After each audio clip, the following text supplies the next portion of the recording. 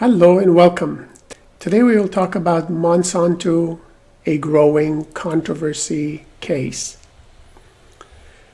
This case deals with the themes of management and marketing. So a major issue in Monsanto case is whether genetically modified products are safe both for the environment and for human consumption.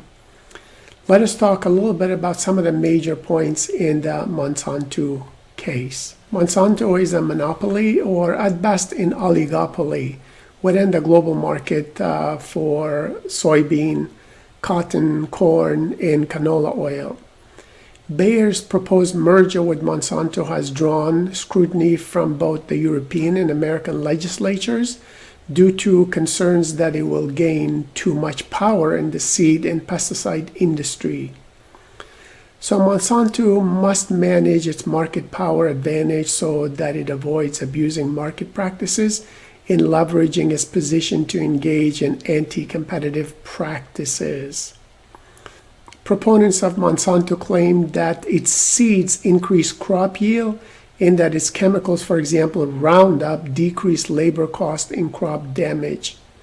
Monsanto actively enforces its patents over its products and hires investigators to investigate farmers that it suspects are violating its patents. Farmers found to be in violation do face fines. Some accuse Monsanto of using bullying tactics to examine farmers' fields. For hundreds of years, farmers have used seeds from previous seasons for planting, something that is not allowed with Monsanto's seeds. Critics accuse Monsanto of attempting to control the world's overall food supply, destroying biodiversity, and inserting genetically modified seeds into the environment that could potentially damage the world's ecosystem and create negative long-term effects on the human race. Pests are beginning to gain a resistance to the herbicide Roundup and Roundup Ready crops. Some farmers are turning to older pesticides and herbicides. Monsanto will have to be very careful that its products do not lead to the creation of superbugs or super weeds. Monsanto has contributed many resources toward farming and socially responsible causes, and it has been nominated as one of the best corporate citizens in most admired companies. Monsanto's stated business mission is to create solutions to world hunger by generating higher crop yields and hardier plants. As a matter of fact, a big part of the company's means of addressing hunger problems is its line of genetically modified products. Monsanto gains much of its revenues from genetically modifying corn, cotton, soybean, and canola. I do urge you to take a look at their website and find the latest information that they have available regarding their company, business ethics, and socially responsible actions that they have taken. Obviously, they have been seen as one of the best or socially responsible companies in the world for a reason. So what is it that they're doing? So please do look at their website and see whether you agree with the critics or those who actually see them as a socially responsible organization. Think about what kind of information does the website provide on the company's stance regarding ethics and what is missing, what else should they be providing. Of course, businesses design websites, at least theoretically, for all of their stakeholders, not just those who use their products, but obviously corporations, clients, customers, suppliers, vendors, unions, and the general public. So if this is the case with regards to Monsanto, you should think about what is missing or hard to locate within their website. Missing information can clue in stakeholders as to how the company seeks to mold its image. As this case underscores, Monsanto has faced many legal battles over the years. An important one for the company was during 2003, when Anniston, Alabama PCB verdict awarded $700 million to 20,000 residents for decades of groundwater contamination. To counter nervous investors after this ruling, the company brought in Hugh Grant as a CEO.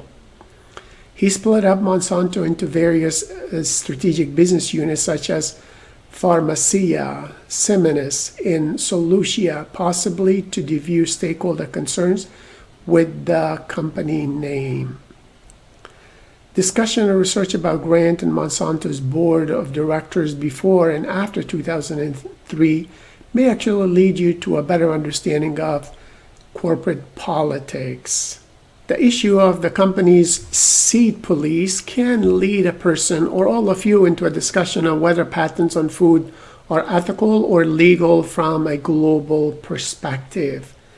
Within the United States, patent infringement laws have become more common, especially when you look at it from the pharmaceuticals and gene therapy perspectives.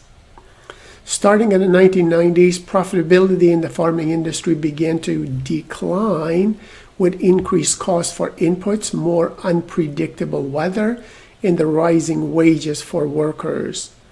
So large commercial farms expose farmers to a greater degree of market volatility.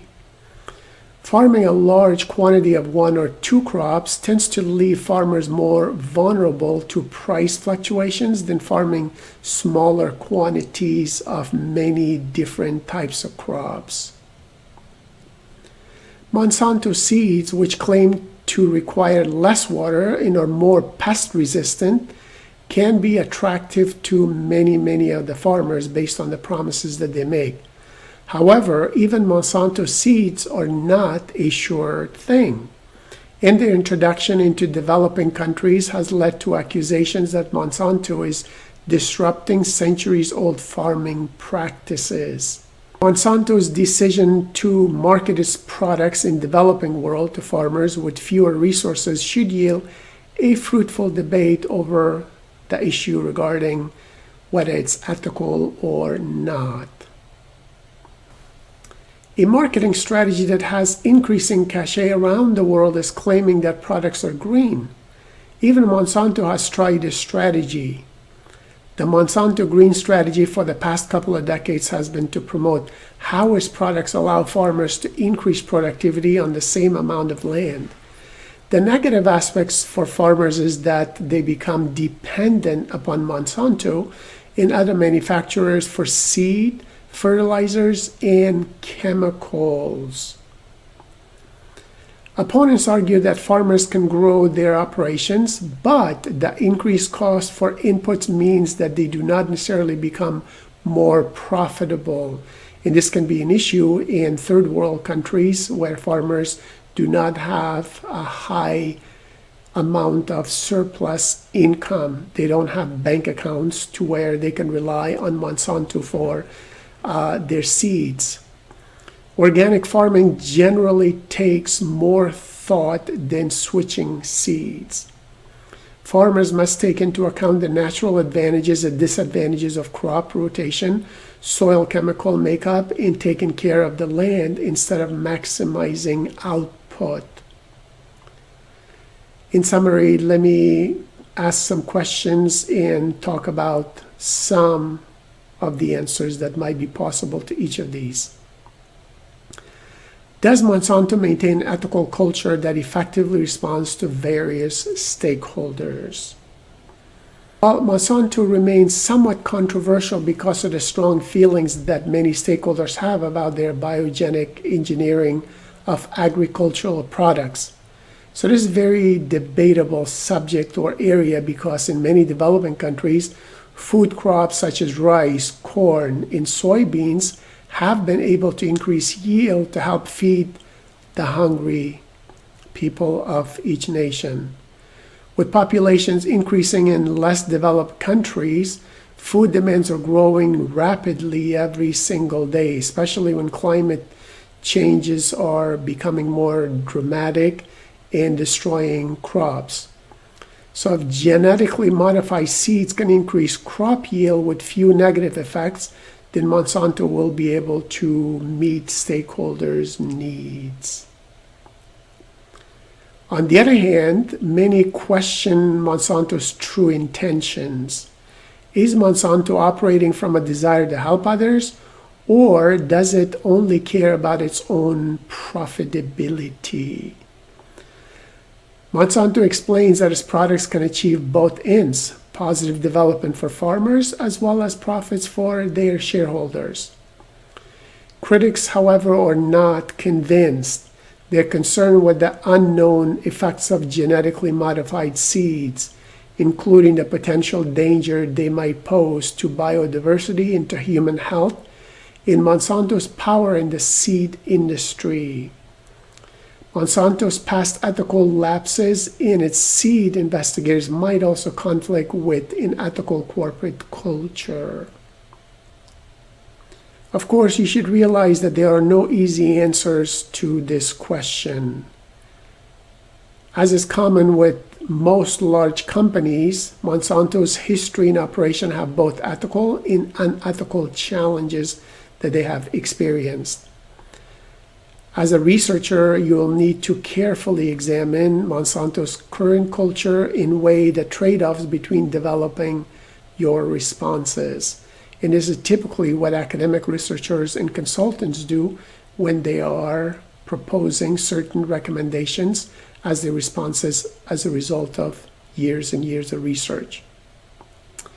Compare the benefits of growing genetically modified seeds for crops and the potential negative consequences for them. The benefits of genetically modified seeds include the potential to grow crops that survive in very hostile conditions and on degraded land and generate higher yields. One issue that Monsanto constantly addresses is the need to increase crop yield. While the global demand for food continues to increase, land suitable for farming has been decreasing.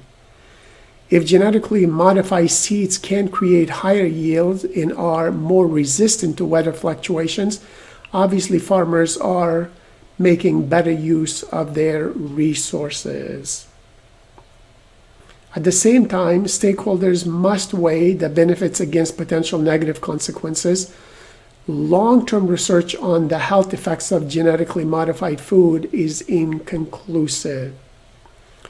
Europe actually banned genetically modified products and mandates labels which identify accepted ones. Even the United States has begun adopting labeling laws, so genetically modified plants might contaminate wild or traditional plants and create unforeseen genetic mutations, which could be problematic for land, for farmers, and for people's health. Another consequence that you might want to explore involves the risk of relying solely on genetically modified seeds as opposed to the natural ones. The U.S. now grows many genetically modified crops. This type of reliance on genetically modified seeds or any form of technology tends to come with some degree of risk. Are we willing to take such risk? If the supply of genetically modified plants was contaminated, how should Monsanto manage the potential harm to plant and animal life from using products such as Roundup? Well, the Roundup issue is a very difficult one. As a matter of fact, I have some of them in my own garage, which I've used for my yard and for my driveway. Genetics suggests that Roundup-resistant weed strains will necessitate increasing the strength of or changing Roundup formula.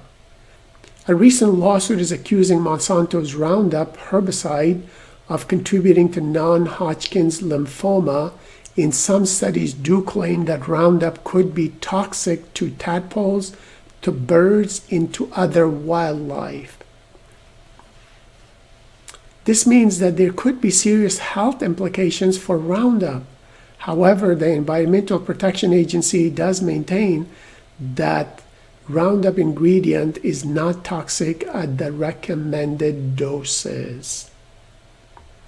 While Monsanto will likely not have difficulty developing new chemicals, it will always only be a matter of time before pests form a resistance to these new products. As always, remember, ethical behavior is a skill. So we need to police, evaluate, and improve our own ethical muscles by critically analyzing every single company, what they do, and how they do it, because their actions have an impact on the communities where you and I live. Good luck.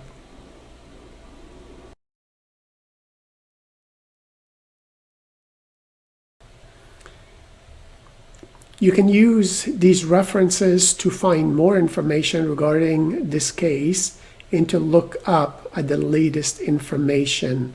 So these are some starting points. If the links do not work, maybe you can type in the name of the company and hopefully look at the latest links that are available.